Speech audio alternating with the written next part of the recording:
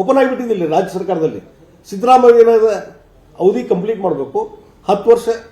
ಆ ದೇವರಾಜ್ ಅರಸು ನಂತರ ನಾನೇ ಅತಿ ಹೆಚ್ಚು ಅವಧಿಯಲ್ಲಿ ಮುಖ್ಯಮಂತ್ರಿ ಇದ್ದೆ ಅಂತೇಳಿ ಆ ಒಂದು ರೆಕಾರ್ಡನ್ನು ದಾಖಲೆ ಮುರಿಬೇಕನ್ನುವಂಥ ಹೊಂಟಾರ ಹೊರತು ಒಳ್ಳೆಯ ಅಡ್ಮಿನಿಸ್ಟ್ರೇಷನ್ ಕೊಡಬೇಕನ್ನುವಂಥ ಉದ್ದೇಶ ಸಿದ್ದರಾಮಯ್ಯಗಿಲ್ಲ. ಹೇಗಾದ್ರೂ ಮಾಡಿ ಅಧಿಕಾರದಲ್ಲಿ ಮುಂದುವರಿವಿ.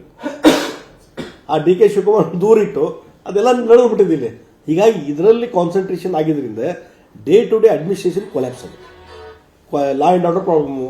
ಈಗ ನೀನು ಗೋವಾದ ಮಾಜಿ ಶಾಸಕೊಬ್ಬರು ಅಲ್ಲೇ ರಿಕ್ಷಾ ಡ್ರೈವರ್ ಕೂಡ ಕ್ಲಾಶ್ ಆಗಿ ಅಲ್ಲಿ ಸತ್ತೋದ, ಕುಸಿದು ಬಿದ್ದು ಸತ್ತೋದ.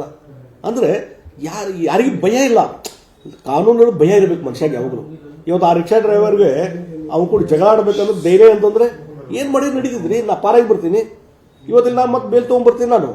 ಈ ಮೆಂಟಾಲಿಟಿ ಬಂತಂದ್ರೆ ಕಾನೂನು ಸುವ್ಯವಸ್ಥೆ ಹದಗೆಟ್ಟು ಹೋಗ್ತದೆ.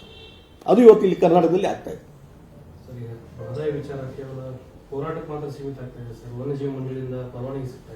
ಇಲ್ಲ, ಅದಕ್ಕೆ ಈಗ ನಾವು ಅದ್ರ ಬಗ್ಗೆನೂ ಸಹಿತ ಈ ಸರ್ಕಾರ ಆ ಸರ್ಕಾರ ಅನ್ನುವಂಥ ಬದಲಿ ನಾನಾಗಿ ಹಾನೆಸ್ಟಾಗಿ ಇಂಟರ್ನಲ್ಲಿ ಯಾರ್ಯಾರು ಭೇಟಿ ಆಗಬೇಕು ಅಂತನ ಆ ಪ್ರಯತ್ನ ನಡೆಸಿದೆ. ನಾನು ಇವತ್ತು ಬೆಳಗಾವಿ ರಿಪ್ರೆಸೆಂಟೇಟಿವ್ ಆಗಿ ಈ ಭಾಗದ ಇಶ್ಯೂ ಇರೋದ್ರಿಂದ ಅದಕ್ಕೆ ಪ್ರಯತ್ನ ನಡೆಸಿದ್ದೇನೆ. ಒಂದು ಹಾನೆಸ್ಟಾಗಿ ಪ್ರಯತ್ನ ನಡೀತಾ ಇದೆ. ಮತ್ತು ಆ ಪಾರ್ಲಿಮೆಂಟಲ್ಲಿ ಅದು ರೇಸ್ ಮಾಡಲಿಕ್ಕೂ ಸಹಿತ ನಾ ಕ್ವಶನ್ ಅವರು ಮತ್ತು 0 ಅವರಲ್ಲಿ ಪ್ರಸ್ತಾಪ ಮಾಡಿದ್ದೆ.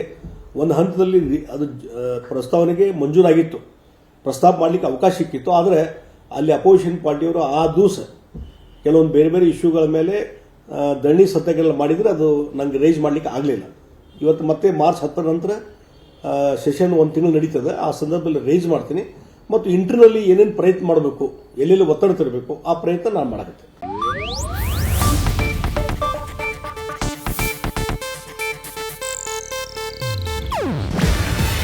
ಇದು ಏಷ್ಯಾನೆಟ್ ನ್ಯೂಸ್ ನೆಟ್ವರ್ಕ್ ಪ್ರಸ್ತುತಿ.